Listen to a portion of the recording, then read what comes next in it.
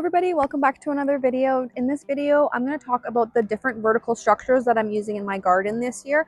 I have 5 different vertical structures. They're all set up now, and I'm kind of using them for different purposes, different vegetables for different trellises. So I'm going to take you through how I built them, what I'm using them for, and give you a couple of tips and tricks along the way. Okay, first we have this wood and wire trellis wall. This is one of my newest vertical structures this year. This is made from cedar 2x4s and then this galvanized wire fencing. And then we just built it really tall. It's 8 feet tall. I planned on growing peas, but I planted a whole pack of peas and only a couple germinated. So I planted some scarlet runner beans in here instead, and they'll be able to wrap around all of this and hopefully reach the top by the end of the summer. It's a really simple structure. My husband built this in about half an hour. We just used staples and pinned all of the galvanized wire to the back of these cedar 2x4s, and we did bury them into the garden bed. I like that sleek look a little bit better, but you can also attach it to the outside of your garden bed. And then we just used some deck screws and nailed it in place so it wasn't going to be going anywhere. It's a really solid structure. Some people were concerned about wind and it's just going to knock over, but this thing is not going anywhere. Next, we have my wooden arbor here. This arbor is really special to me because my husband and I got married under here.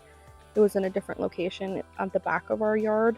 I have my grapes growing along the outside. So I've got one grape plant on this corner, and then we've got another grape plant here. So I've only ever really grown grapes on it, and this year is the first year that we're going to be getting grapes. Starting to do something this year. So I've had them for 3 seasons now, and we're just getting the fruit clusters now. And then on the inside, I am growing my peas, and this has been working really well because peas don't mind a little bit of extra shade. Same thing on this side, just so that I can really maximize this trellis. So I've got grapes on one side and then peas on the other. So we're really maximizing our space here. Okay, next we have my 2 cattle fence arches. These have just been installed this year as well. I'm so excited about these guys. This is like my garden dream come true. I'm planting cucumbers along the side here. I did plant some sweet peas, but they seem to be stalled a little bit. Same with this side over here. These are sweet peas. So I planted some cucumbers, hopefully that the cucumbers will take over. On this arch is going to be my pumpkin and squash arch. So I've got Prince Mint pumpkins, some butternut squash, some spaghetti squash, and then some baby bump pumpkins on each side so that they can trail up, meet in the middle, and then if they need to, go along the other side. So we used T-posts. We have 2 on each side, and these T-posts are hammered into the ground, into the garden bed about 1 foot. And we just used some simple cable straps to secure them in place. These are pre-cut cattle fence panels. They're 16 feet by 4 feet. We got them from our local farm supply store. I put them inside of my garden bed as well, just to give it that sleek look. These arch trellises are pretty versatile. You could probably grow pretty much anything up them, but I'm really utilizing them for all of the heavy vegetables like my pumpkins and squashes. Next, we have a simple bamboo teepee. This is probably your cheapest option here, but it works really, really well. I've grown beans and peas up a bamboo teepee, but if you are growing peas, I recommend tying some string all around so that the peas have something to grasp onto. But with beans, I just plant them right at the base and train them to wrap around these poles, and it looks really magical in the middle of the summer. Lastly, we have my string trellis here.